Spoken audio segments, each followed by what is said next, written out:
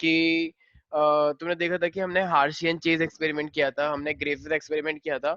तो ग्रिफिथ के एक्सपेरिमेंट से क्या प्रूफ हुआ था? ना तो कार्बोहाइड्रेट होता, ना लिपिड होता, ना फैट होता, ना प्रोटीन होता। तो क्या आया था? डीएनए आया था, राइट? क्योंकि हमने Yes, डीएनए sir. से एंजाइम लिया था। उसके बाद मेरे पास दो साइंटिस्ट आए, हार्शियन चेज, राइट? तो ग्रिफिथ के बाद फाइनली कौन आ गया? हार्शियन चेज, जिन्होंने किसके ऊपर एक्सपेरिमेंट किया था? बैक्टीरियोफेज और बैक्टीरिया के ऊपर, राइट? याद आया? Yes, sir. वो जो उसके ऊपर जिसके 3 स्टेप थे, इन्फेक्शन, ब्लेंडिंग एंड सेंट्रिफिकेशन। याद आ रहा है कुछ? Yes, sir. तो हार्शियन चेज ने मैं ये बताया था। तो ये रेडियो एक्टिविटी, तो कौन सा वाला रेडियो एक्टिविटी के ऊपर डिपेंड था, ग्रिफिथ या हार्शियन चेज? हार्शियन चेज। हाँ, इनका पूरा नाम था एल्फ्रेड हार्शियन मार्था चेज। ठीक है, ठीक है। तो ये थे मेरे पास। अब देखो हमारे पास ना इतनी ज्यादा बहस चल रही है कि जेनेटिक मटेरियल कौन है, जेनेटिक मटेरियल कौन है। उसमें से ही मान लो ये विधानसभा में हो रहा है, सब कुछ पार्लियामेंट में हो रहा है कि जेनेटिक मटेरियल ये नहीं है, वो है, वो नहीं, ये है। तो इसमें से किसी एक ने पूछ लिया, एक्सक्यूज मी। हमने बोला हाँ बताओ, कि ये हम इतनी देर से बहस कर रहे हैं जेनेटिक मटेरियल कौन है, लेकिन क्या किसी को पता है जेनेटिक मटेरियल एक्चुअली में है क्या? तो बस सब लोग हंसने लग गए कि अरे नहीं, हम तो बस बातें कर रहे हैं। तो तुम्हें पता है एक्चुअली जेनेटिक मटेरियल है क्या? यस सुकृति, विदुषी, एक्चुअली में जेनेटिक मटेरियल है क्या? मतलब है क्या नहीं, मतलब बेसिकली होता क्या है, ये बोल रहा हूँ। जेनेटिक मटेरियल क्या है एक्चुअली में?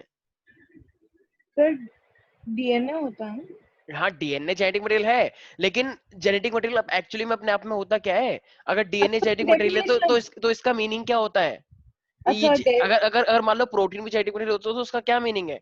जेनेटिक मटेरियल होने से क्या फायदा मिल रहा है, बताओ? मतलब ऐसी क्या चीज है जिससे कोई चीज जेनेटिक मटेरियल बन जाती है और कोई चीज जेनेटिक मटेरियल नहीं बन पाती?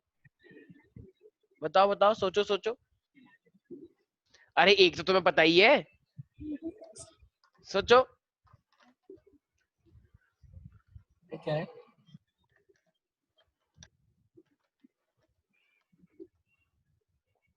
क्या तुम अपने पेरेंट जैसे नहीं दिखते? दिखते हैं थोड़े बहुत थोड़े बहुत कैरेक्टर आए नहीं आए? आए। तो वो किसकी वजह से आया कैरेक्टर? डीएनए की वजह से या किसी और चीज की वजह से? डीएनए। तो डीएनए ही तो लेकर आया ना यार, यही तो कह रहा हूँ। तो पेरेंट्स के पास डीएनए होता है, डीएनए होता है तो स्पर्म ओवा से मिलके फाइनली जाइगोट बनता है, तुम बन जाते हो फिर। तो वो डीएनए ही तो आया है, तो वही तो होता है जेनेटिक मटेरियल जो पेरेंट्स से बच्चों के अंदर कैरेक्टर ट्रांसफर करवाए। तो एक बात तो बताइए, उसे तो बोलते हैं जेनेटिक मटेरियल। तो पेरेंट्स से तुमको प्रोटीन मिला है या डीएनए मिला है मेनली? डीएनए। डीएनए, डीएनए मिला है तो फिर उससे प्रोटीन तो अपने आप बन ही जाएगा। ओके, अच्छा। तो ये मेरे पास जेनेटिक मटेरियल होता है। अब देखो जेनेटिक मटेरियल की ना कुछ कुछ प्रॉपर्टीज हैं, कि अगर कोई भी चीज जेनेटिक मटेरियल है तो उसकी प्रॉपर्टीज क्या होनी चाहिए, उसके कैरेक्टर क्या होने चाहिए? तो कैरेक्टरिस्टिक्स ऑफ, तो क्वेश्चन आता है कि बताओ, अगर मैं ये बोल दूं कि कोई भी चीज जेनेटिक मटेरियल है तो उसके पास क्या क्या कैरेक्टरिस्टिक्स होने चाहिए? तो अच्छा मुझे एक बात बताओ, मेरी बॉडी में डीएनए है या नहीं, बहुत सारा, या एक ही डीएनए है? भाई जितने सेल होंगे उतने ही तो डीएनए भी होंगे। याद आया 2.2 मीटर? तो इतना सारा डीएनए है मेरे पास, इतना सारा डीएनए है। अब मुझे एक बात बताओ, वो जो डीएनए है, पहले जब मैं छोटा था, मान लो तुम जब पहले छोटे से थे, आज तुम इतने बड़े हो गए, तो वो डीएनए का अमाउंट उतना ही है या डीएनए का अमाउंट बढ़ता चला गया? बढ़ता चला गया। भाई जैसे जैसे तुम बड़े होते जाओगे तुम्हारा डीएनए बढ़ता जाएगा, राइट? और फिर जब तुम तो आगे जाके नई जनरेशन आएगी तुम्हारे में से, तो उसका भी डीएनए बढ़ता चले जाएगा, राइट? यस। यस और नो पीपल? यस। तो इसे ही हम क्या बोलते हैं? तो यही मेरे पास क्या है कि जो डीएनए है उसे अपना रेप्लिका बनाने नहीं बनाना, अपनी फोटोकॉपी बनानी नहीं बनानी, तभी तो आगे जाके सेल बड़े होते जाएंगे। तो इसका मतलब बताओ, तो डीएनए के पास ये वाली एबिलिटी होनी चाहिए नहीं होनी चाहिए, कि उसे और डीएनए बनाने हैं तभी तो हम बड़े हो पाएंगे, राइट? तो कहना ही से it should be able to produce photocopy. देखो फोटोकॉपी लिखना अजीब सा लगता है बायो में, तो फोटोकॉपी जब मैं क्या लिख सकता हूँ, कहना ही से रेप्लिका, अपने जैसा यस एक सर। रेप्लिका बनाना चाहिए। कहते हैं ना इसका एक रेप्लिका बनाओ, मतलब इसका रेप्लिका मतलब जैसे मान लो दो बहनें हैं और वो डिट्टो एक जैसे दिखती है, बिल्कुल डिट्टो, तो उसे हम क्या बोलेंगे, कहना इसे it is replica. Yes sir. तो it should be able to generate its replica, तो वो रेप्लिका प्रोड्यूस करना चाहिए। नहीं आया समझ? आगे रेप्लिका का मतलब क्या है? जो आइडेंटिकल हो। हाँ, जैसे मेरे पास जब पहले मैं छोटा था बहुत, तो मान लो बहुत कम डीएनए थे और आज क्या है बहुत सारे डीएनए हैं, तो इसकी इसे ही तो बोलते हैं रेप्लिका का बनना। रेप्लिका बनेगा तभी तो सेल एक जैसे आएंगे। अगर रेप्लिका ही नहीं होगा तो यहाँ का सेल कुछ और होगा, यहाँ का सेल कुछ और होगा, यहाँ का कुछ और होगा। लेकिन मेरे तो सारे सेल एक जैसे हैं, तो सारे सेल एक जैसे हैं, इसका मतलब मेरा पूरा का पूरा डीएनए का रेप्लिका, डीएनए जितने भी रेप्लिका हैं वो सारे एक जैसे हैं। Got it? Yes, sir. Yes, sir. अच्छा, अब मुझे एक बात बताओ, अनन्या मेरी आवाज आ रही है? प्यारी प्यारी बच्ची, गुड मॉर्निंग। Yes sir. नींद पूरी हो गई? नहीं हो पाई, आधी अधूरी हो पाई ना, जगा दिया हमने। सर एक बात बताओ, बस एक हाँ बात। हाँ हाँ, जो हमारी ट्रिप होती थी तो इस साल क्या है ट्रिप का? ऋषिकेश का ही है, लेकिन यार अगर कोरोना बढ़ा तो शायद कैंसिल करनी सर पड़ेगी। एक काम करते हैं ना सर, बोर्ड्स हो जाने दो, उसके बाद 12th वालों की सिर्फ ट्रिप करा दो ना। अच्छा, ये इस साल के बोर्ड के बाद? हाँ, इस साल के बोर्ड के बाद हम सारे यार फ्री भी हाँ हो हाँ जाएंगे। बिल्कुल, देखो ट्रिप तो होती है, हमारी ट्रिप होगी, लेकिन बस यही है कि कोरोना इस तब तक थोड़ा सही भी हो इतने जाएगा सर ये इतना कोरोना। कंट्रोल में आ जाए। वैसे मतलब चांसेस थोड़े कम है कंट्रोल होने के इंडिया के मम्मी के ना अंदर। कोई नॉन में है सर, वो बता रहे थे, मतलब साइंटिस्ट वगैरह है, तो हाँ बता रहे थे कि न्यूज में बस ऐसे ही दिखा रहे हैं कि वैक्सीन आ जाएगी, लेकिन 1-1.5 साल से पहले वैक्सीन कुछ नहीं आता। हाँ हाँ एग्जैक्टली। सर हाँ न्यूजीलैंड कोरोना फ्री हो गया, हाँ हाँ, न्यूजीलैंड का अलग सिनेरियो है। कितना अच्छा है ना। हाँ, न्यूजीलैंड का यार अलग सिनेरियो। हाँ, ये तुम जानते हो ना इंडिया की सिचुएशन क्या है। इंडिया में इतना आसान जितना लग रहा है, ये उससे ज्यादा डिफिकल्ट है।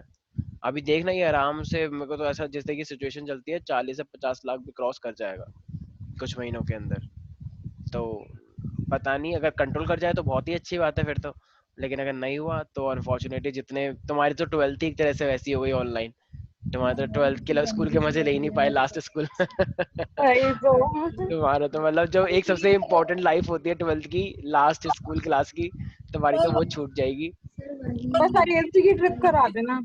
हाँ हाँ, वो करवाएंगे चंदा। वो वही है कि अगर कोरोना का कंट्रोल में रहा तो पक्का होनी ही है, लेकिन अगर ये बढ़ा और फिर तो किसी हालत में। तो तभी तो कह रहे हैं ना, बोर्ड्स के बाद कराना, तब हाँ, तक कि वो मैं सही बोर्ड हो के बाद जाएगा। की ही कह रहा हूँ कि अगर बोर्ड के बाद भी अगर ऐसी सिचुएशन रही अभी तो हाँ, ठीक है नहीं ना। होने ऐसा भी हो सकता है ना कि वाला। तुम्हारे बोर्ड भी कैंसिल हो जाए, मान लो हाँ, अगर मैं अगर तो वही सिचुएशन एडवर्स रही तो। बोर्ड हो मतलब जाए। कुछ भी अरे हो सकता है, मजा ऑनलाइन टेस्ट भी हो सकता है, कुछ भी हो सकता है। आने वाले टाइम में नई नई हाँ चीज तुम्हें मेरे देखने को मिलेंगी, क्योंकि नए नए सुझाव आएंगे, नए नए स्ट्रेटेजीज आएंगी, नई नई पॉलिसी आएंगी। सीबीएसई नई नई चीजें करवाएगा, क्योंकि ये साल वैसा साल बिल्कुल भी नहीं है जैसा हमेशा होता था। बहुत सारी चीजें नई आने वाली हैं और तुम इसे देखोगे बिल्कुल। चलो वो सब तो बात की बात है। हाँ भाई, तो इसको अपना रेप्लिका प्रोड्यूस करना चाहिए। दूसरी बात, अच्छा ये मुझे एक बात बताओ, मेरा जो डीएनए है, ठीक है, तो जब भी मैं खाना खाऊंगा तो मैं जो खाना खा रहा हूँ क्या वो मेरे डीएनए के साथ कंबाइन हो जाना चाहिए? मान लो मैंने बर्गर खाया, तो जो मैंने बर्गर खाया वो मेरा डीएनए वो उसके साथ कंबाइन कर गया, वो कुछ नई चीज बन गई, तो ये अच्छी बात है? नहीं ऐसे करके तो मैं पतला हो जाऊंगा, बहुत अच्छी ये बात है। इम्पॉसिबल फिर है तो मैं ना फिर बोलने तो मैं का। जितना भी खाऊंगा वो मेरे डीएनए से कंबाइन कर जाएगा, और क्या पता कुछ यहाँ से निकल के आ जाए फिर, क्योंकि वो कंबाइन कर गया, एक कुछ निकल के आ जाए, ऐसा नहीं होता है। ठीक है, उसके मोमोज तो अंदर क्या, के विटामिन और हाँ, प्रोटीन्स वगैरह होते हैं ना। तो अब मुझे तो क्या हमारी बॉडी का पार्ट, मेरी बॉडी का डीएनए क्या खाने के साथ कंबाइन करेगा? No sir. नहीं करेगा, बल्कि उसमें से न्यूट्रिशन नहीं आएगा खाने में सर। से। तो हाँ, इसका मतलब जो मेरा डीएनए है वो स्टेबल होना चाहिए या अनस्टेबल होना चाहिए अपने आप में? स्टेबल होना चाहिए। ऑफ कोर्स, अगर स्टेबल अनस्टेबल होगा तो फिर तो वो किसी के साथ भी कंबाइन कर जाएगा ना। जो लोग अनस्टेबल नहीं होते वो दूसरों को तो तंग करते हैं, और जो स्टेबल होते हैं वो किसी को तंग नहीं करते, अपने आप में खुश रहते हैं। तो इसलिए it should B chemically and structurally, तो वो स्टेबल होना चाहिए दोनों के अकॉर्डिंग या अनस्टेबल? स्टेबल। स्टेबल। स्टेबल होगा तो हमें कोई दिक्कत नहीं है। जैसे मेरी बॉडी का ये वाला सेल है, तो ये वाला एकदम नॉर्मल सेल है, एकदम एकदम कुछ पता नहीं चल रहा है, एकदम सब कुछ एकदम ठीक चल रहा है, इसका मतलब कि ये स्टेबल है। लेकिन अगर कुछ ना कुछ इसके अंदर गड़बड़ हो जाएगी तो इसका मतलब मैं बोलूंगा वो अनस्टेबल है, कुछ ना कुछ गड़बड़ हो गई है, एकदम कुछ भी हो सकता है, तो वो अनस्टेबल हो जाएगा। ठीक है भाई। अच्छा ये बताओ, ये डीएनए है, तो डीएनए के अंदर, डीएनए जैसे मेरा आज है डिट्टो सेम, आज से 10 या 20 साल बाद भी वो डीएनए सेम डिट्टो वैसा ही रहना चाहिए, या थोड़ा बहुत चेंज होना चाहिए? सोचो चेंज होना सोचो, चाहिए सर। थोड़ा चेंज बहुत होता चेंज होना, थोड़ा बहुत होना चाहिए, बहुत ज्यादा होना चाहिए? थोड़ा बहुत। थोड़ा बहुत, तो उसे क्या बोलते हैं थोड़ी बहुत चेंज को? वेरिएशन। म्यूटेशन। अरे भाई, एक हाँ जनरेशन से सर। दूसरी जनरेशन में जाते तो बेबी थोड़ा सा एडवांस आता ही नहीं आता?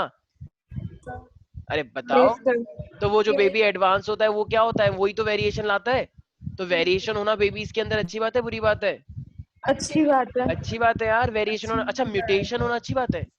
No sir. तो क्यों? क्योंकि म्यूटेशन और वेरिएशन नहीं में क्या नहीं फर्क है? नहीं, म्यूटेशन इज चेंज इन, नहीं, ज्यादा चेंज इन डीएनए ना। चेंज हाँ, इन डीएनए। तो हाँ, चेंज इन डीएनए दोनों ही है, लेकिन चेंज इन लेकिन डीएनए उसमें जो जो ज्यादा जो स्लोली आता है वो वेरिएशन होता है, वो अच्छा होता है हमारे लिए, लेकिन जो एकदम जल्दी से आ जाए वो अच्छा नहीं होता है। ठीक है, तो इसका मतलब तो डीएनए को क्या प्रोवाइड करना चाहिए? स्लो चेंजेस के लिए देना चाहिए कुछ एबिलिटी, मतलब कुछ अपॉर्चुनिटी, या एकदम फास्ट चेंज के लिए?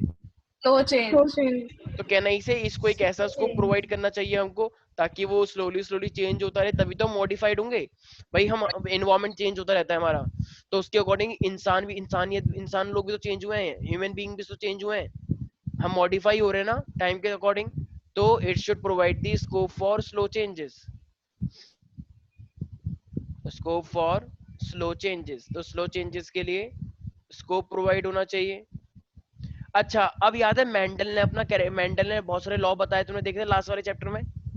तो बताओ ये जो डीएनए है ये मेंडेलियन कैरेक्टर की तरह एक्सप्रेस होना चाहिए या नहीं होना चाहिए, मेंडेलियन कैरेक्टर की तरह? होना चाहिए। बिल्कुल। तो इट शुड होना चाहिए। Be able to express itself. तो उसको जैसे मान लो, जैसे उसने देखा था 9:3:3:1, याद आया? तो अगर उस तरीके से अगर क्रॉस हो यस रहा है आने सर। वाली जनरेशन में, तो उसके भी तो चांसेस हैं। मान लो कोई भी एक टॉल लड़का है, एक छोटी सी लड़की आ गई है, तो उसके जो बच्चे होंगे वो किसके ऊपर डिपेंड करता है, मेंटल के अकॉर्डिंग ही तो डिफाइन होगा, यस और नो? Yes sir. कि कितने यस सर। कितने बड़े बच्चे आ सकते हैं, कितने छोटे बच्चे आ सकते हैं। तो वो मेंडेलियन कैरेक्टर की तरह शो होना चाहिए, वरना तो क्या फायदा तुम ये सब पढ़ रहे हो। अरे भाई, जब तुम चांसेस ही नहीं बता सकते किसी एनिमल के अंदर या किसी ह्यूमन के अंदर, तो क्या फायदा हुआ तुम्हारे जेनेटिक्स पढ़ने का? नहीं समझ में आया भाई? आ जब रहा है जब जब कोई भी पेरेंट, मान लो कोई भी लड़की या लड़का देखने के लिए जाते हैं, तो वो देखने क्यों, शादी से पहले ये सब देखा क्यों जाता है? क्योंकि वो चेक करते हैं ना कि कोई भी ऐसी कमी ना हो जो आने वाली जनरेशन को नुकसान हो जाए। समझ में आया? अगर अगर लड़की मान लो बहुत ज्यादा लंबी है, हाइट वाली है, तो उसके लिए लड़का छोटा सा देखते हैं कि नहीं नहीं बैलेंस हो जाएगा, बेबी भी छोटा आएगा तो अच्छा रहेगा ना, एकदम ठीक ठाक सा। ऐसा नहीं होता है। पता लगे लड़की लेकर आ रही है लड़के को गोदी में कि देखो आओ चलते हैं, ऐसा नहीं होता है, ठीक है? तो इसीलिए तो इस चीजें इसी क्रॉस चेक की जाती है, ठीक है ना? वो आगे वाली जनरेशन का ध्यान रखती है फैमिली।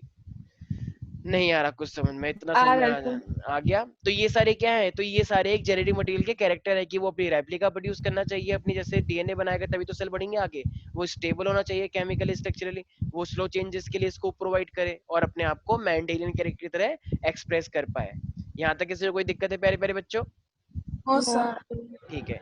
अच्छा मुझे एक बात बताओ, मैंने तुम्हें बताया था नहीं हमारे सर। पास ना दो टाइप के न्यूक्लिक एसिड होते हैं, एक था डीएनए और एक था आरएनए, राइट? यस और नो? Yes sir. तो यस डीएनए सर। और आरएनए मेरे यस पास सर। दो टाइप के होते हैं, तो मुझे एक बात सर बताओ। ऊपर हाँ, मत करो सर। अच्छा सॉरी। तो डीएनए और एक आरएनए, तो आरएनए के अंदर सर कौन थोड़ा सी शुगर आई नीचे थी, याद करो। आया? Ribose sugar. भाई आरएनए के अंदर कौन सी शुगर आई पे थी, याद आया? राइबोज हाँ। शुगर। पेंटोज थी 5 कार्बन की, दोनों में पेंटोज शुगर थी, राइबोस लेकिन हाँ। आरएनए के अंदर राइबोज शुगर थी और हाँ हाँ डीएनए के हाँ। अंदर डीऑक्सी शुगर थी, याद आया? देखो यस डीएनए सर। में क्या है, डीऑक्सी डीऑक्सी। राइबोस हाँ तो सर। एक ऑक्सीजन की कमी किसमें है, डीएनए में है या आरएनए में है? एक ऑक्सीजन की कमी डीएनए में। डीएनए में। डीएनए में, डीएनए का जो शुगर है वहां हाँ पे। डीएनए देखो में। अब सारे ध्यान सुन ले, डीएनए का जो वो है ना, राइबोज मतलब पेंटोज शुगर का स्ट्रक्चर, उसके अंदर सिर्फ एक ही ओएच होता है। लेकिन अगर मैं बात करता हूँ आरएनए का, तो आरएनए के अंदर 2 ओएच होते हैं, ठीक है? तो जितने, अब देखो ये मेरे पास 2 ओएच किसके पास है, आरएनए के पास, राइट? तो इसी की वजह से ये क्या होता है, काफी रिएक्टिव हो जाता है।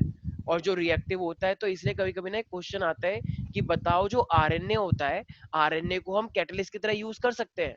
तो आरएनए को हम कैटलिस्ट की तरह क्यों यूज कर पाते हैं, क्योंकि वो बहुत रिएक्टिव है, उसमें 2 ओएच ग्रुप लगे हुए हैं। तो 2 OH ग्रुप होने की वजह से वो रिएक्टिव हो जाता है, और रिएक्टिव हो जाएगा तो it can be used as a catalyst. लेकिन क्या डीएनए रिएक्टिव है? आइए मैंने ऊपर लिखवाया, नो नहीं। सर। क्या डीएनए रिएक्टिव है? नहीं, नहीं डीएनए के सर। पास सिर्फ एक ही OH है, नहीं और वो OH भी ज्यादा रिएक्ट नहीं करता है। तो इसका मतलब डीएनए स्टेबल हुआ या रिएक्टिव हुआ? टेबल। टेबल। तो कौन सा डीएनए वाला स्टेबल है। Out of DNA and RNA which one is used as a catalyst? RNA. RNA. RNA. And why, what is the reason for that? क्योंकि वो अनस्टेबल है। क्योंकि हाँ अनस्टेबल मतलब है डीएनए रिएक्टिव है। ना, हाँ आरएनए इट हैज, हाँ और अनस्टेबल टाइप भी रिएक्टिव। बोल सकते हो, अनस्टेबल का मतलब रिएक्टिव ही होता है। अनस्टेबल है, रिएक्टिव है, और you can say it has 2 OH, right? 2 OH group on the pentose sugar. Yes और नो एवरीबॉडी? यस। देखो डीएनए के बारे में हमें यस। सबको पता है, लेकिन अगर मैं आरएनए की बात करता हूँ ना, देखो आरएनए का एक वर्ल्ड है पूरा अपने आप में। अब आरएनए ना मेरे 3 टाइप के होते हैं, सारे बच्चे ध्यान से देखना। अभी ना एक्चुअली जब मैं एक टॉपिक बताऊंगा तो मैं ट्रांसलेशन, तो वहां पे तुम्हें ये ज्यादा चीज समझ में आएगी। तो आरएनए अभी के लिए ध्यान रखो, मेरे पास कितने टाइप के आरएनए हैं, 3। एक है टीआरएनए, एक है एमआरएनए, और एक है आरआरएनए, ठीक है भाई?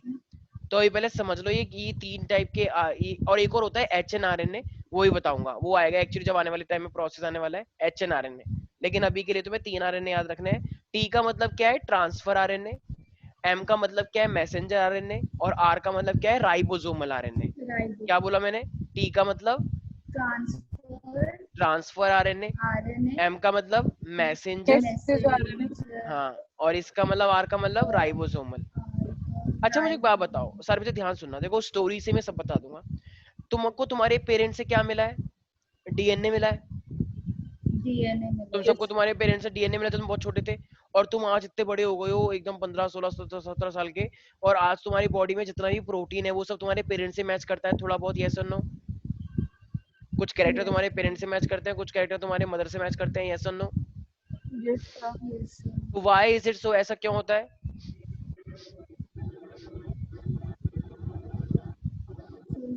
मैंने तुम्हें एक चीज बताई थी, क्योंकि जो डीएनए होता है, डीएनए सबसे मिलके क्या बनाता है, आरएनए बनाता है, एमआरएनए बनाता है। फिर एमआरएनए से मिलके प्रोटीन बनता है। कुछ याद आया? मैंने तुम्हें एक दिन सेंट्रल डोगमा बताया था कि जितना भी तुम्हारी बॉडी में डीएनए आया है तो उस डीएनए से क्या बनता है, उससे बनता है एमआरएनए। फिर इस एमआरएनए से क्या बनता है, प्रोटीन। याद आया? बताया था मैंने ऐसा कुछ? विदुषी, सुकृति, कुछ याद है? Yes sir. तो ये ट्रांसक्रिप्शन था, ये ट्रांसलेशन था। तो जब भी तुम्हारे घर से तुम्हें डीएनए तो मिल गया। अब देखो, अब डीएनए से प्रोटीन कैसे बनता जाएगा? देखो, जितना भी तुम खाना खाते हो, तुम्हारी कहते हैं ना बॉडी में लग नहीं रहा, या लग रहा है बॉडी में बहुत ज्यादा लगता है, तो तुरंत एक बर्गर खाता है, बताओ अगले दिन मोटा हो जाता है। इसका मतलब, तो जितना भी तुम ये सब खाना वाना खाते हो, तो देखो क्या होगा, जितना भी बॉडी में तुमने खाना खाया तो तुम्हारी बॉडी में अमाइनो एसिड बन जाएंगे। भाई अगर तुम दाल वाल खाते हो, दाल के अंदर अमाइनो एसिड होता ही नहीं होता, तो होता तुम्हारी है। बॉडी में अमाइनो एसिड आ गए। अब देखो होगा क्या, अब तुम्हारी बॉडी में ना एक्चुअली क्या होता है, ये डीएनए, डीएनए डबल स्ट्रैंड होता है। इस डीएनए का यूज करके ना एक सिंगल स्ट्रैंडेड आरएनए बनकर आता है, और उसी आरएनए को हम क्या बोलते हैं, एमआरएनए। तो बताओ तुम सबका डीएनए सेम है? बताओ तुम नहीं। सबका नहीं। तो नहीं, तुम सबका डीएनए अगर अलग अलग है, तो तुम सबका जो डीएनए से एमआरएनए बनकर आएगा, क्या वो सेम होगा? नहीं।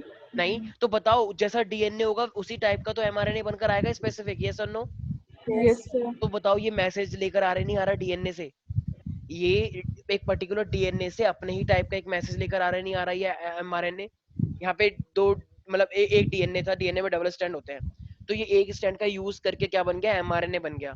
तो बताओ ये एमआरएनए डीएनए का मैसेज अपने अंदर लेकर आया नहीं आया, कि मैं इस टाइप का डीएनए हूँ, इस टाइप का एमआरएनए बन गया मैं डीएनए से। आया सर। भाई जिस तरीके से तुम अपने पेरेंट्स के मैसेज को शो कर रहे हो, जैसे मान लो तो बोल दिया जाए कि 31 दिसंबर को तुम्हारे घर में पूजा होती है, तो बताओ नए आगे जितनी भी जनरेशन आएंगी तुम उसको मेंटेन करके करते हो नहीं करते हो, कि हमारे घर में होता है ये काम? Yes sir. तो ये मैसेज, ये एक तरह से मैसेज है या नहीं, तुम्हारी परिवार की परंपरा का मैसेज। उसी तरीके से तुम्हारी बॉडी में जो डीएनए है, तो ये डीएनए से क्या बनकर आया, एमआरएनए बनकर आया। तो ये बताओ ये एमआरएनए जो सिंगल स्ट्रैंड है, ये डीएनए से मैसेज को लेकर आया नहीं आया? आया सर। इसीलिए इसका नाम क्या पड़ गया, एमआरएनए। अब देखो, अब तुम्हारे पास ना ये एमआरएनए आ गया, ध्यान से देखना, ठीक है? अब देखो प्रोटीन कैसे, अब एमआरएनए से प्रोटीन बनता है। अब देखो तुमने जितना भी खाना खाया है ना, उससे तुम्हारी बॉडी में अमाइनो एसिड आ गया है। तो अब ये जो अमाइनो एसिड है ना, तुम्हारी बॉडी में बहुत सारे टाइप के अमाइनो एसिड होते हैं यार। Serine, lysine, arginine, tryptophan, methionine, aspartic acid, glutamic acid, histidine, tryptophan, बहुत सारे, एलेनिन, सेरीन, ठीक है, बहुत सारे टाइप के, ग्लाइसिन, ये बहुत सारे टाइप के अमाइनो एसिड होते हैं हमारी बॉडी में। तो अब हर किसी की बॉडी में जो ये स्किन है ना, ये सीक्वेंस से बनती है। मान लो मेरी बॉडी में सबसे पहला जो अमाइनो एसिड है, मेरा जो प्रोटीन है, यहाँ पे पहला ग्लाइसिन हो, फिर एलेनिन हो, फिर ट्रिप्टोफैन हो, फिर मेथियोनिन हो, ठीक है? तो इससे मेरी स्किन बनी, इससे मेरी पूरी बॉडी बनी। मान लो तुम्हारी बॉडी में क्या है, सबसे पहले हिस्टिडीन हो, फिर ट्रिप्टोफैन हो, फिर एस्पार्टिक एसिड हो, फिर ग्लूटामिक एसिड हो, ठीक है, फिर एस्पार्टिक एसिड अगेन। तो बताओ सीक्वेंस सबका सेम होता है या अलग होता है?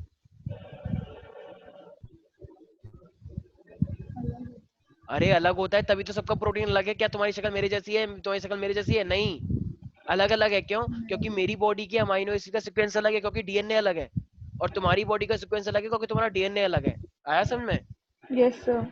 तो इसका मतलब अब इस एमआरएनए के ऊपर पता है क्या होगा, देखो, अब तुम्हारी बॉडी, तुमने जितना भी खाना खाया ना, तो तुम्हारी साइटोप्लाज्म के अंदर बहुत सारे क्या चल रहे हैं, अमाइनो एसिड घूम रहे हैं अलग अलग। Serine, leucine, tryptophan, aspartic acid, ये बहुत सारे क्या है, अलग अलग टाइप के अमाइनो एसिड है। तो क्या होगा, ये टीआरएनए ना ये साइटोप्लाज्म से लेकर, देखो टीआरएनए ना ऐसा होता है, क्रॉस देखा है वो भगवान जी वाला, ये क्रिश्चियंस का, यस सर। हाँ तो ये क्रिश्चियन। इस टाइप का एक स्ट्रक्चर होता है।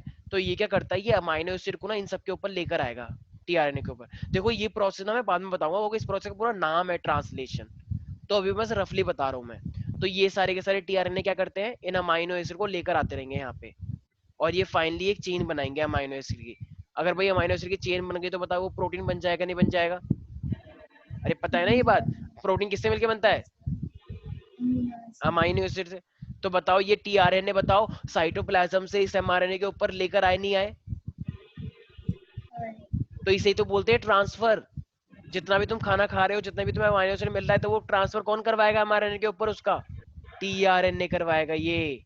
ठीक है, तो टीआरएनए क्या करते हैं भाई, अमाइनो एसिड को साइटोप्लाज्म से लेके इस एमआरएनए के ऊपर लाएंगे नहीं लाएंगे, यस और नो? Yes sir. दोषी। तो टीआरएनए जो ट्रांसफर आरएनए है वो क्या करता है, अपने एक साइड पे किसको अटैच कर लेता है, उस अमाइनो एसिड को, और फिर वो किसके ऊपर लेकर आएंगे उसे, फाइनली इस एमआरएनए के ऊपर लेकर आएंगे। Any doubt in this? ये कोडिंग का बहुत बड़ा रोल है, मैं जब ट्रांसलेशन करवाऊंगा तब समझ में आएगा डिटेल में। अब बच्चे कहते हैं सर ये आरआरएनए क्या है? अरे आरआरएनए बहुत इजी है। देखो अब आरआरएनए क्या करता है, देखो ये प्रोसेस ना आगे तभी बढ़ेगा जब इस पूरे प्रोसेस को कैटलाइज किया जाएगा आरआरएनए से। तो ये चलता रहता है साथ साथ, ये बर्गर जैसा स्ट्रक्चर है। तो ये जो मेरे पास तुम देख रहे हो ना, ये ब्लू कलर का, तो ये मेरे पास क्या है, दिस इज कॉल्ड आरआरएनए। तुम्हें सुना होगा ना जब तुम 11th सॉरी 9th क्लास में थे कि ribosomes help in the protein synthesis, सुना है कभी? राइबोसोम जो होते हैं वो प्रोटीन सिंथेसिस बनाने में हेल्प करते हैं। तो कैसे, क्योंकि ये इस प्रोसेस को कैटलाइज करते हैं। तो जो मेरे पास आरआरएनए है, ये पूरे प्रोसेस को कैटलाइज करेगा, तभी आगे जाके प्रोटीन बन पाता है। तो कैटलिस्ट जैसा काम ये आरआरएनए करता है, आगे बढ़ता जाएगा और ये लोग अमाइनो एसिड को जोड़ते रहेंगे, और इससे ही बन जाएगा मेरे पास फाइनली ये प्रोटीन की चेन। तो ये प्रोसेस हम डिटेल में पढ़ेंगे जब मैं ट्रांसलेशन स्टार्ट करूंगा।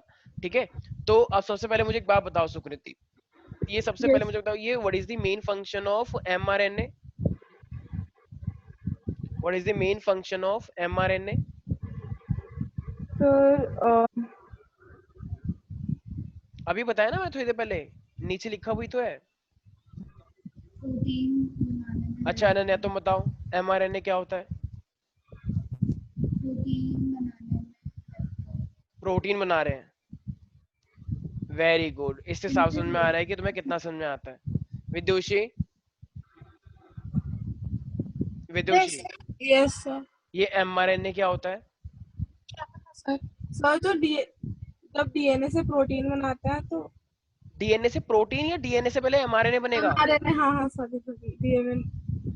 तो ये क्या, ये मैंने क्या बताया था एमआरएनए का?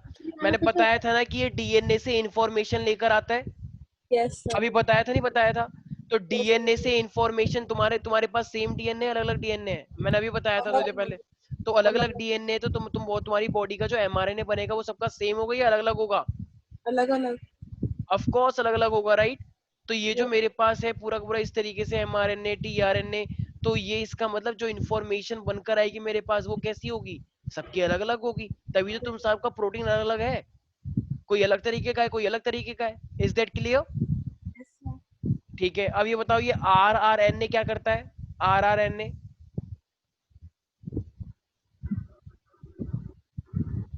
वेरी गुड, इससे साफ समझ में आ रहा है मुझे, कितना समझ में आ रहा है तुम्हें?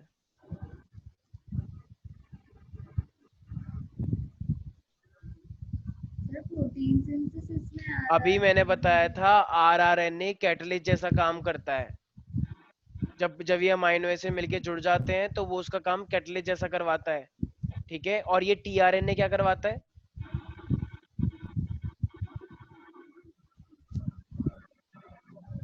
बहुत खुशी की बात है, साफ साफ सब पता लग चुका है कि कितना तुम लोगों को समझ में आया अपने आप में। अच्छा जरा एक बार बताना विदुषी, मैंने अभी क्या बोला, ये एमआरएनए का फंक्शन क्या होता है? वो डिफरेंट। क्या डिफरेंट? एक मिनट सर हमारे सबके प्रोटीन्स डिफरेंट होते हैं ना। हाँ हाँ हाँ, तो वही काम होता है उसका। मैंने बताया था ना, हर किसी का डीएनए अलग है, तो हाँ डीएनए से एक पर्टिकुलर टाइप की इंफॉर्मेशन लेकर आता है कि इस टाइप का आगे जाके अलग प्रोटीन बनना है। तो वो इंफॉर्मेशन को लेकर आने का काम किसका है मेरे पास? mRNA। उस एमआरएनए का। डीएनए से एमआरएनए बनता है, इसलिए वो इंफॉर्मेशन लेकर आता है पहले। ठीक है, yes got it Sukriti? Yes sir. अच्छा, ये टीआरएनए का फंक्शन क्या बताया मैंने? सर ये ट्रांसफर उसमें हेल्प करता है ना सर। किस चीज में? अरे अमाइनो एसिड को साइटोप्लाज्म से लेकर हाँ एमआरएनए के ऊपर लाने में हेल्प करता है। ठीक है, तो वो लेकर आएगा उसके ऊपर। Got it everybody? यस ठीक है, तो अब एक बार मैं जरा दिखा देता हूँ कि किस किस तरीके से। वैसे तो एनिमेशन दिखाना थोड़ा सा मुश्किल होगा क्योंकि इसका थोड़ा टिपिकल होता है, बट स्टिल आई होप कि तुम्हें कंटेंट सही समझ में आ जाएगा। ठीक है, एक सेकेंड।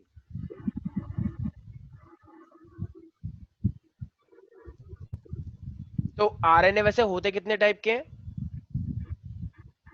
3 आरएनए कितने टाइप के होते हैं वैसे? 3 3 टाइप के। 3 ठीक है, तो देखो अब हमारे पास ये चीज आई हो तुम लोगों को दिख रही होगी। यस, दिख रही है। तो सबसे पहले ये क्या बोल रहा है? एमआरएनए के बारे में बता रहा है, राइट? Messenger RNA. तो मैंने बताया ना कि ये मैसेज लेकर आया है डीएनए से प्रोटीन के लिए कि तुम्हारी बॉडी में किस टाइप का ये होना चाहिए प्रोटीन। तो उसके लिए मैसेज लेकर आया, नहीं आया? देखो क्या लिखा हुआ है, दिख रहा है सब बच्चों को?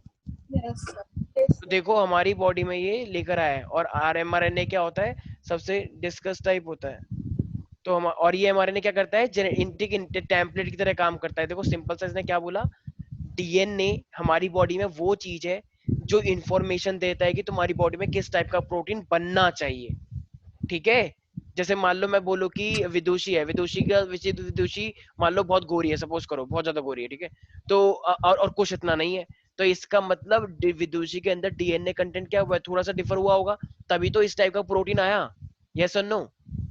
यस अगर कुछ सर। से कंपेयर करूंगा तो विदुषी, जैसे मान लो विदुषी का एग्जांपल लेता हूँ, तो एग्जांपल क्या है? तो इसका जो प्रोटीन का स्ट्रक्चर है और जो कुश का स्ट्रक्चर है, या और कोई भी होगा, मान लो मैं बात करूँ अनन्या का, सुकृति का, तो तुम सबका प्रोटीन का स्ट्रक्चर अलग अलग है, सेम नहीं है। स्किन मैच करेंगे तो सब फर्क आ जाएगा। तो ऐसा क्यों है? It is because of the change in DNA. तुम्हारी बॉडी का डीएनए चेंज है, तो वैसी इंफॉर्मेशन आएगी प्रोटीन के लिए भी। Got it? यस का सर। ठीक है, तो वो किसका काम था? किसका काम था ये भी जो मैंने बताया? mRNA किसका आरएनए? कौन सा आरएनए? mRNA। Very good. ठीक है, क्योंकि जिस तरीके से तुम्हारी हालत चल रही है ना, मुझे ऐसा लग रहा है तुम्हें कुछ समझ कुछ नहीं आ रहा है।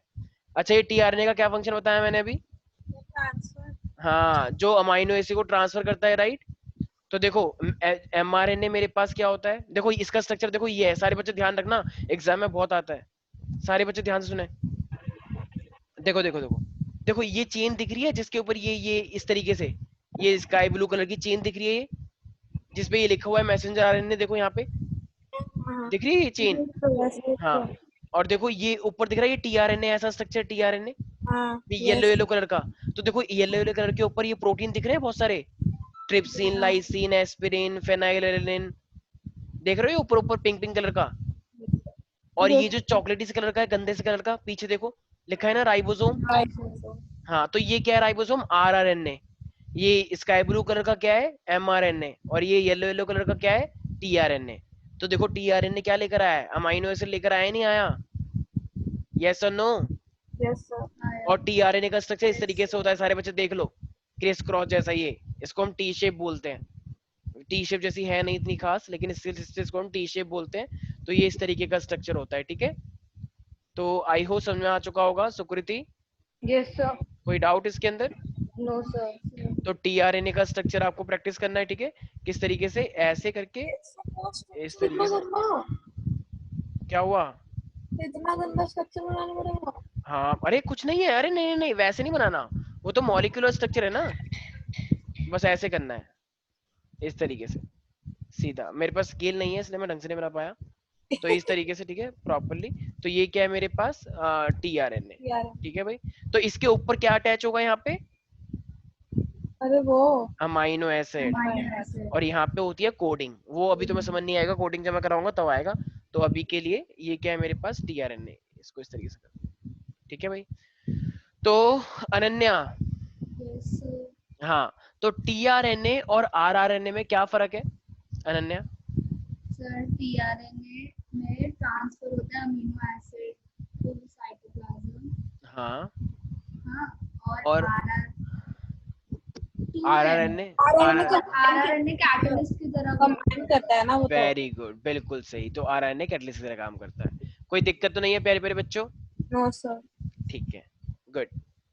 तो ये था हमारे पास आरएनए के बारे में, ठीक है। आरएनए 3 टाइप के होते हैं और आइए उसको फंक्शन में आ चुका होगा। अब देखो, अब ना मेरे पास 2 साइंटिस्ट है, सारे बच्चे ध्यान से सुनना। देखो अभी तुमने क्या देखा बताओ, अगर मेरे पास एक डीएनए है तो थोड़े दिनों बाद वो एक डीएनए से 2 डीएनए बनेंगे नहीं बनेंगे, जरा बात बताना एक बार। बनेंगे सर। फिर दो डीएनए से कितने बनेंगे? 4, फिर 4 4 से 8। तो इस तरीके से तो होता है कि भाई, इस तरीके से तो रेप्लिकेशन होता होगा, तभी तो आगे जाके तुम्हारे सेल बड़े होते होंगे। भाई अगर एक सेल से 2 सेल बन रहे हैं तो ऑब्वियस सी बात है उसके अंदर का कंटेंट जो होगा, जो डीएनए होगा, वो भी तो बढ़ रहा होगा। ऑब्वियस सी बात है ना ये तो। Yes sir. इसका मतलब जैसे हमारे पास प्यारे प्यारे बच्चों, जैसे जैसे डीएनए बड़ा होता जाएगा तो इस तरीके से मेरे पास कंपोनेंट भी तो होते जाएंगे। फिर इस तरीके से ये वाले डीएनए भी डिवाइड करेंगे। Okay, got it? Okay. Yes sir. अब देखो होता क्या है, अब ना ये लोग आए तो लोग बोलते थे कि अब लोग एक आदमी ने, जैसे मान लो विधानसभा चल रही थी, उसने पूछ भी लिया कि भाई एक बात बताओ, ये डीएनए 2 हो गए, कैसे हो गए? ये कैसे हुए 2 डीएनए? हमने इतना तो पढ़ा है कि 2 लोग होते हैं तो चलो एक एक्स्ट्रा और हो जाता है बेबी, वो तो पता है हमें। लेकिन ये क्या कहाँ लॉजिक है कि अकेले से 2 बन गए? ये नहीं पढ़ा हमने कहीं पे भी कि एक इंसान से 2 बन जाए। पहली बात तो वो इंसान की बात नहीं कर रहा है, वो डीएनए की बात कर रहा है, ठीक है। लेकिन क्या तुम बता सकते हो कि एक डीएनए से वो 2 डीएनए हो कैसे गए? ऐसे कैसे हो गए भाई? अपने आप हो गए या बीच में से कट गए? मल्टीप्लाई हो रहा क्या मल्टीप्लाई हो गए? मल्टीप्लाई ऐसे कैसे हो गए? मतलब कहाँ से हुए मल्टीप्लाई? ऐसे करके मल्टीप्लाई हुए या ऐसे करके हुए? ऐसे, अच्छा ऐसे उस पे आगे 2 है। लग गया। सर सोचना दो सर, सोचना। हाँ सोचो सोचो, उसके आगे 2 लग गया होगा ना, तो मल्टीप्लाई हो गया, इसलिए वो 2 हो गए, ठीक है। अब कोई अगर 5 लगाए तो 5 बार हो जाते, ठीक है। सर क्वेश्चन क्या था आपका? एक डीएनए से ये 2 डीएनए कैसे होते हैं, किस तरीके से होते हैं, क्या फिनोमिना होता है? अगर नया डीएनए बन रहा है तो ये किस तरीके से 1 से 2 हो गए? क्या हुआ ऐसा? ये डीएनए बीच में से टूट गया इसलिए ये 2 हो गए, या ये इसकी जो हेलिकल स्ट्रक्चर है ये खुल गया, कैसे मतलब नया आ गया, सर कैसे फिर हुआ? तो सिंगल स्ट्रैंड हो गया ना अगर हाँ तो सिंगल स्ट्रैंड डीएनए होता ही नहीं है ना। नहीं सर।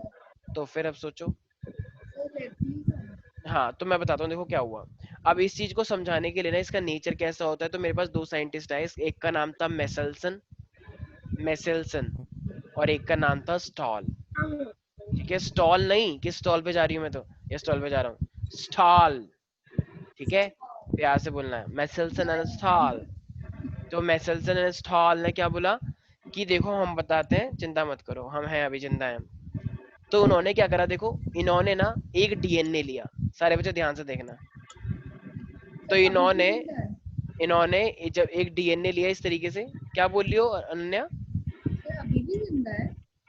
नहीं नहीं नहीं, मर गए हैं। तो ये इन्होंने क्या करा, ये इन्होंने ऐसे डीएनए लिया, ठीक है। अभी जब इन्होंने एक डीएनए लिया तो इन्होंने ना क्या करा, अच्छा देखो जैसे मान लो होली है, होली पे तुमने व्हाइट कलर का कुछ पहन रखा है, मान लो जैसे कुछ भी है, मान लो व्हाइट एक नैपकिन है, नैपकिन है, या मान लो कोई भी एक ऐसा हैंकी है या चुन्नी उन्नी टाइप का कुछ भी है, व्हाइट कलर का है, राइट। तो तुमने देखो ओ सब लोग होली खेल रहे हैं, तुमने देखा बाल्टी के अंदर क्या है, गुलाल का पानी है, पिंक कलर का है तुम्हारा फेवरेट। तो अगर मान लो किसी ने तुम्हारे ऊपर वो पिंक कलर का ऐसे फेंक के मार दिया, तो तुम्हारी जो व्हाइट कलर की जो चुन्नी होगी वो किस कलर में हो जाएगी, जरा बताना एक बार। पिंक। पक्का पिंक कलर में हो जाएगी, यस और नो? Yes sir. इसका मतलब सफेद कपड़े को जिसके अंदर भी डालेंगे, जिस भी कलर के अंदर, वो कपड़ा वैसा ही हो जाएगा, यस और नो? Yes sir. ठीक है। तो हमने ना क्या करा, इस वाले डीएनए को ना हमने एक मीडियम के अंदर ग्रो करवाया, और उस मीडियम में क्या रखा हुआ था, N15 एलिमेंट था, ठीक है। तो इसका मतलब अब जो ये डीएनए बड़ा होता जाएगा तो इसका ये वाला फ्रेगमेंट भी क्या होगा, N15 का, और इसका ये वाला फ्रेगमेंट भी क्या होगा, N15 का, यस और नो? Yes sir. भाई जिस मीडियम, देखो मैंने क्या लिया, मैंने एक मीडियम डाला, उसका नाम था अमोनियम क्लोराइड, अभी क्या था जस्ट। तो अमोनियम क्लोराइड में क्या है, N15 होता है मेरे पास, ठीक है। एक मीडियम है मेरे पास NH4Cl N15, तो मेरे पास ये वाला कंटेंट है, ठीक है। तो मैंने इसके अंदर कोई भी बैक्टीरिया डाल दिया है, कुछ भी डाल दिया, तो उसके अंदर डीएनए तो हो गई। तो बताओ इस दोनों डीएनए कितने हो जाएंगे मेरे पास, N15 हो जाएंगे नहीं हो जाएंगे? मुझे एक बात बताओ सुकृति, तुम्हारा सरनेम क्या है? राय। हाँ, तो जैसे मान लो सुकृति राय फैमिली के अंदर हुई है, तो सुकृति का क्या लग गया? राय लग गया। अरे यस और नो? मान लो विदुषी है, विदुषी मान लो अगर मान लो कोई खन्ना फैमिली है, खन्ना फैमिली तो विदुषी का क्या लगता? खन्ना लग जाता। इसका मतलब तुम लोग जिस फैमिली में रह रहे हो तो उसी के फैमिली का आगे तो टैग लगेगा, यस और नो? Yes sir. ऐसे ही होता है। तो इसका मतलब ये जो डीएनए है इसको कौन से मीडियम में ग्रो किया गया है? NH4 में। तो ऑब्वियसली बात है इसका ये वाला स्ट्रैंड भी क्या होगा? N15, और ये वाला स्ट्रैंड भी क्या होगा? N15, यस और नो? अब हमने क्या करा, इस वाले बैक्टीरिया को मतलब जिसके अंदर ये डीएनए है, ठीक है, अब हमने उसे किसके अंदर डाल दिया? हमने उसे डाल दिया, उसके अंदर था NH4, अब हमने उसे उस मीडियम में डाल दिया क्या? NH4Cl। अभी भी यही है, लेकिन अब वो N15 वाला N नहीं है, वो 14 वाला N है। तो जब अब N14 वाला, अब मुझे बताओ, अभी देखो ये हमने देखो क्या देखा कि डीएनए कैसे कैसे बड़ा होता है। देखो जब ये डीएनए आगे जाके 1 से 2 डीएनए बनेगा ना, तो देखो हुआ क्या, सबसे पहले ना ये हेलिकल स्ट्रक्चर को तोड़ता है अपने। अगर ये हेलिकल स्ट्रक्चर को तोड़ेगा तो बताओ ये कैसा हो जाएगा? देखो एक स्ट्रक्चर ये अलग हो जाएगा इससे, और एक ये वाला दूसरा स्ट्रक्चर इस तरीके से अलग हो जाएगा। देख रहे हो? बताओ ये दोनों हेलिकल स्ट्रक्चर, ये 1 और ये 2, ये दोनों अलग हो गए नहीं हो गए? हो गए। देखो एक बार जो रंग गया वो रंग वैसा ही रहेगा, चाहे तुम अब उसे किसी में भी डालो, एक बार जो जैसा हो गया वैसा ही रहेगा। देखो अब ये जो अलग हुआ, तो बताना इसके ऊपर कौन सा कलर था, N14 का या N15 का? सुनो मैंने क्या बोला है, अगर एक बार ये कलर हो गया तो वैसे रहेगा। इस पे कौन सा कलर हो रखा है? N15 का हो रखा है ना, तो ये तो N15 ही रहेगा, यस और नो? और ये भी क्या था मेरे पास N15 का, तो ये भी क्या है? N15 का, राइट? लेकिन अब तुम्हें पता है डीएनए ऐसा तो होता नहीं है, तो इसके ऊपर एक नया नया वो आएगा। तो जब इसके ऊपर एक नया आएगा, एक सेकेंड,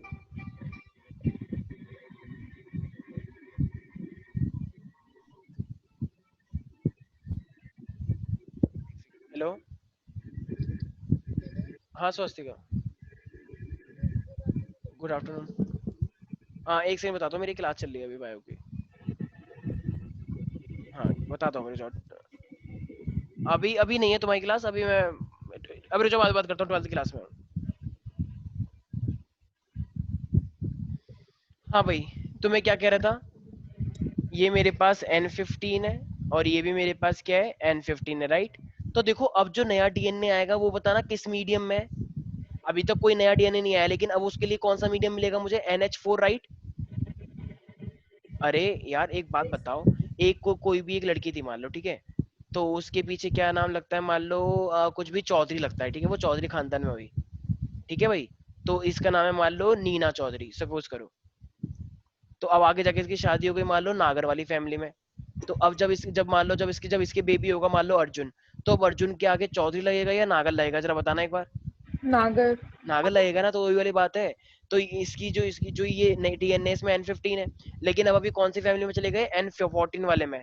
तो अब जो नया फ्रेगमेंट बनकर आया डीएनए का इसके ऊपर, तो ये नया फ्रेगमेंट कौन सा वाला है, 14 या 15? 14। तो इसका मतलब ये 14 बन जाएगा, यस और नो? N14। Yes sir. ऐसे ये वाला भी क्या बन जाएगा, कैन आई से N14, यस और नो? तो इसका मतलब ये एक डीएनए अब मेरे पास क्या बन जाएगा, तो बताओ एक ही जो मेरे पास नए डीएनए आए हैं, तो उस नए डीएनए के अंदर क्या है मेरे पास, जरा बताओ एक बार। अब जो देखो पहले मेरे पास एक डीएनए था, उस पे दोनों के दोनों फ्रेगमेंट किसके थे? N15। यस, तो अब उस पे दोनों के दोनों फ्रेगमेंट, एक मिनट में तेरा पिक भेज दूं उसको, वो हो जाएगा वरना। हाँ, तो लेकिन अब देखो एक डीएनए से 2 डीएनए आ गए, यस और नो? Yes sir. तो उस पे दोनों के दोनों अब क्या एक जैसे ही हैं या अलग अलग हो गए? अलग अलग। अलग अलग। तो अब अच्छा ठीक है, ये अब मुझे एक बात बताओ, अब मान लो तुम्हें समझ में आ गया कि एक डीएनए से वो 2 कैसे बन गए थे, क्योंकि वो एक ही डीएनए से अलग होता है और फिर नया डीएनए उसके पास आता है, यस और नो? Yes sir. ठीक है, अब मान लो मैंने इसको क्या करा, फिर से मैंने इसको सेम मीडियम में रखा, मैंने इसे फिर से क्या रखा, NH मतलब N14 सेम मीडियम में रखा। तो अब अगर देखो, अब इसका मतलब जैसे नागर फैमिली था ना, जब इसके बेबी हुआ, अब ये नागर फैमिली का वाला लड़का है, सोचो ध्यान से, लड़का था, तो जब इसकी शादी हुई तो जब इसके बेबी होंगे तो उसकी बेबी नागर लगाएंगे या चौधरी लगाएंगे? नागर। नागर। सोचो सोचो, क्योंकि ये नागर है ना, तो ये तो हाँ। इसकी फैमिली तो आएंगे, तो जो बेबी होगा बेबी के भी आगे नागर लगेगा। सेम वही वाली बात है। NH4Cl था, इसको भी हमने मीडियम चेंज नहीं किया, मीडियम भी क्या है NH4Cl14 ही लगा हुआ है। तो अब जरा बताना कितने डीएनए अलग हो जाएंगे? सोचो सोचो।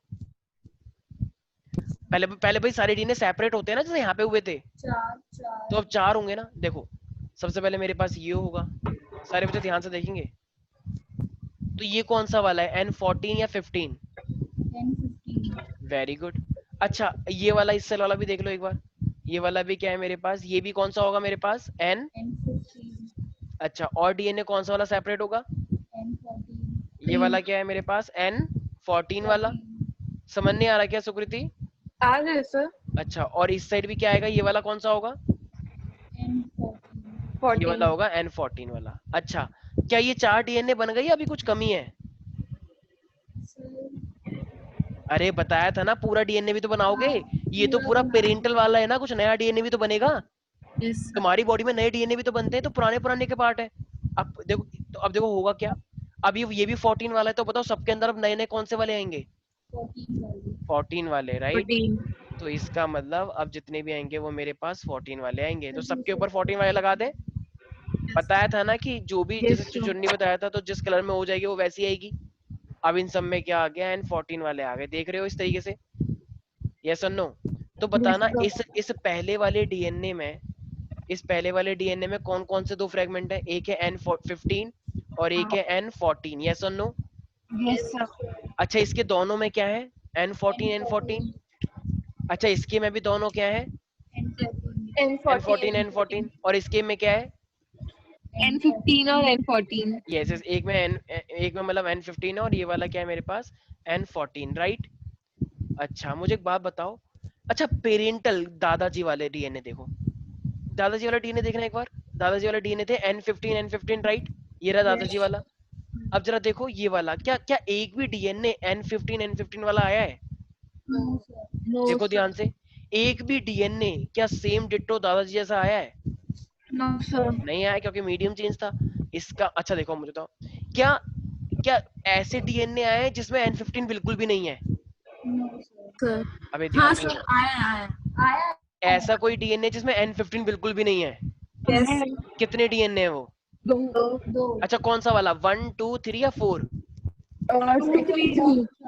2 3 राइट। देखो ये 1 है, ये 2 है, ये 3 है और ये 4 है। तो 2 और 3 वाला जरा बताना एक बार, 2 और 3 ये पेरेंटल है या नॉन पेरेंटल है? Non parental. नॉन पेरेंटल का मतलब एक तरह से एकदम न्यू वैरायटी है, राइट। न्यू का मतलब कहना इसे काइंड ऑफ, मतलब एकदम मैच नहीं कर रहा, एकदम न्यू है। अच्छा और ये 1 और 2 के एकदम पेरेंटल है? Yes sir. एक एकदम ध्यान नहीं है से, एकदम नहीं है, सिर्फ आधा आधा है ना। आधा आधा। तो 1 और 4 को क्या मैं हाइब्रिड बोल सकता हूँ? हाइब्रिड का मतलब कुछ पेरेंट का भी कैरेक्टर, कुछ नया कैरेक्टर, राइट, हाइब्रिड। तो 1 और 2 वाले को देखो, ये वाला पेरेंट का भी और नया भी है, पेरेंट का भी है नया भी है, तो क्या मैं इसे हाइब्रिड बोल सकता हूँ? तो मुझे एक बात बताओ, ये जो डीएनए 1 से 2 बनकर आ रहे हैं, 2 से 4, तो इसका मतलब क्या ये डिट्टो बिल्कुल पेरेंट जैसे हुए? नहीं हुए। देखो 2 बनकर आए हैं न्यू और 2 बनकर आए हैं हाइब्रिड, तो रेशो क्या हुआ इनका, कहना इसे 50-50 रेशो, 50-50 हुआ। अच्छा देखो अगर मान लो मैं तुमसे बोलता कि मेरे पास बिल्कुल ही पेरेंट जैसे आ जाए सारे के सारे, बिल्कुल सारे एकदम पेरेंट जैसे आ जाए, तो क्या मैं उसे ये बोल पाऊंगा कि हाँ it is a conservative in nature? बिल्कुल। कंजर्वेटिव का मतलब क्या होता है कि हमारा कैरेक्टर कंजर्व हो गया, जैसा मैं हूँ डिट्टो मेरे बच्चे भी वैसे होंगे, तो इसे वो क्या बोलते हैं हम, कंजर्वेशन। लेकिन क्या इस रेशो से, ये जो तुम सामने देख रहे हो, इससे प्रूव होता है कि क्या 100% कंजर्वेशन है? No no. सर। तो अच्छा अगर मैं बोलूँ सेमी कंजर्वेटिव नेचर, तो क्या मैं बोल सकता हूँ? Yes sir. भाई सेमी कंजर्वेटिव ही तो है। देखो 50-50 आया ना, एक तरह से देखा जाए। देखो 50 एकदम एकदम न्यू बेबी, एकदम न्यू बेबी कितने आए हैं, 50 आए हैं, राइट। और इसके अंदर भी अगर देखा जाए तो देखो ये भी हाइब्रिड और ये भी हाइब्रिड, तो 50% हाइब्रिड और 50% न्यू, इसी चीज को हम क्या बोलते हैं, it is semi conservative in nature. समझ में आ गया? Yes sir. तो अगर कोई तुमसे पूछ लेगा what do you mean by semi conservative nature of DNA, तो तुम क्या बोलोगे? 50% पेरेंट। इसका मतलब ये है कि 100% पेरेंटल टाइप का डीएनए कभी नहीं बनता है, ठीक है, कुछ ना कुछ वेरिएशन आएगा, या इसको ऐसे एग्जांपल से समझाना पड़ेगा तुम्हें कि 50% न्यू और 50% hybrid, so this is called semi conservative in nature. नहीं आया कुछ समझ? आ गया sir. Any single doubt here no Vidushi? Sir. हाँ सर। सर तो वहाँ पे जहाँ पे हाइब्रिड लिखा है ना, वहाँ पे 1 और 4 है। 1 और 2।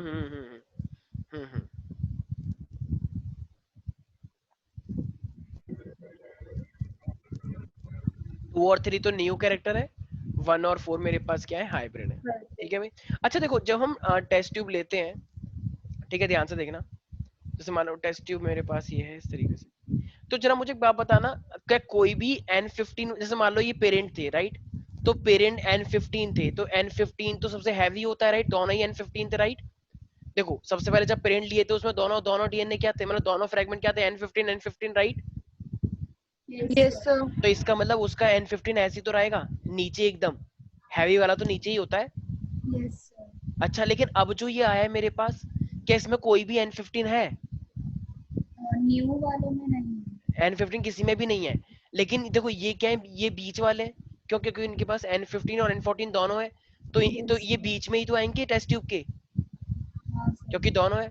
अच्छा ये और ये दोनों N14 है ये वाले, तो ये ऊपर नहीं आएंगे ऊपर? आ रहा है समझ में मैं क्या कहना चाह रहा हूँ? Yes sir. देखो जब जब डीएनए के पास सिर्फ 15 था तो वो हैवी है, तो N15 वाला सबसे नीचे रहेगा, तो इसलिए मैं ऐसे बोलता हूँ N15 दोनों हैवी। ये बीच में कौन आ गए, N15 और N14 वाले राइट, नंबर देखो ना, कैलकुलेट करो, और जो सबसे ऊपर आ गए वो क्या आ गए, N14। यस और no everybody? Yes sir. Calculate कर लो ना, 15 कितना होता है, 30, तो 30 नीचे आएगा। 15 और 14 कितना होता है, 29, तो वो ठीक ऊपर रहेगा, और 14 कितना होता है, 28, वो और ऊपर रहेगा। Got it? नहीं आ रहा कुछ? टेस्ट ट्यूब के अंदर हल्की चीजें ऊपर रहती हैं या नीचे रहती हैं? ऊपर रहती है। ऊपर रहती हैं, ठीक है, तो वही तो करा है, समझ में आ गया। तो ये जो DNA semi conservative in nature है, तो ये बात किसने हमें एक्सप्लेन करी, कौन से साइंटिस्टों ने? मेसेल्सन एंड स्टॉल, क्या याद रखना है, मेसेल्सन एंड स्टॉल। तो ये स्टॉल ने हमें फाइनली इस तरीके से बताया, ठीक है भाई। तो डीएनए ये जो हमें फाइनली देख पा रहे हैं, तो ये हमें तुम्हें ध्यान रखना है कि एक 20 मिनट बाद था और एक मेरे पास 40 मिनट्स बाद था, ठीक है ना, तो ध्यान रखना। तो ये फाइनली 2 जनरेशन के बाद देखा गया कि, अच्छा इनमें से लाइट डीएनए कौन सा वाला है, light DNA N15 N14 N14 N14 या N15 14? N14।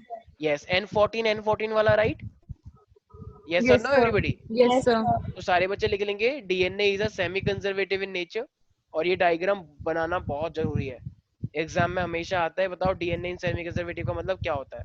अच्छा और ये चीजें हमें कितने, पूरा एक्सपेरिमेंट कितने मिनट का, ये रिमेंबर 40 मिनट्स का, ठीक है ना। तो 40 मिनट बाद हमने ये 2 जनरेशन तक करवाया ना, देखो देखो ये है पहली जनरेशन यहाँ से लेकर यहाँ तक, और ये यहाँ से लेकर यहाँ तक दूसरी जनरेशन, ये sir no? Yes sir. Any single doubt here? No sir. ठीक है, सुकृति, अनन्या, कोई भी डाउट? No sir. ठीक है, तो ये मेरे पास फाइनली, अच्छा देखो ये जो जिसके अंदर हम करवा रहे हैं ना, इसमें सेंट्रिफिकेशन भी करवाते हैं। कभी कभी क्वेश्चन आता है कि बताओ जब तुम इस पूरे प्रोसेस में सेंट्रिफिकेशन करवाओगे, तो बताओ एक कोई केमिकल भी लिया जाता है, तो बस एक चीज याद रखना कि सेंट्रिफिकेशन करवाते एक टाइम हमें एक केमिकल भी लेते हैं, जैसे हम क्या बोलते हैं, सीजियम क्लोराइड, ठीक है। तो ये सीजियम क्लोराइड लेने से क्या होता है, जो हल्का हल्का होता है वो पूरा पूरा ऊपर आ जाएगा, जो बीच का है वो बीच में रहेगा, जो हैवी होगा वो नीचे आ जाएगा टेस्ट ट्यूब में, ठीक है भाई। तो सीजियम क्लोराइड भी हम लेके चलते हैं।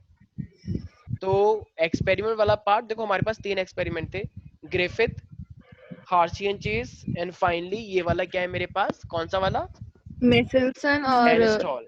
तो अगर यहाँ पे क्वेश्चन आ गया कि मेसेल्सन स्टॉल ने हमें क्या चीज बताई है, तो क्या बोलोगे सारे बच्चे, डीएनए सेमी कंजर्वेटिव नेचर होता है, तो वो बताया है, ठीक है भाई। कोई डाउट है? तो ये तो पक्की बात है ही ना यार, हमें पता ही है, जिस तरीके से नेचर चेंज होता जाएगा उस तरीके से ऑब्वियसली बात है चीजें भी चेंज होती चली जाएंगी, राइट। डीएनए इस तरीके से देख पा रहे हो, ओके चलो भाई, तो आज के लिए इतना ही रहने देते हैं, बाकी मिलते हैं नेक्स्ट क्लास में, ठीक है। तो वो केमिकल कौन सा था, सीजियम?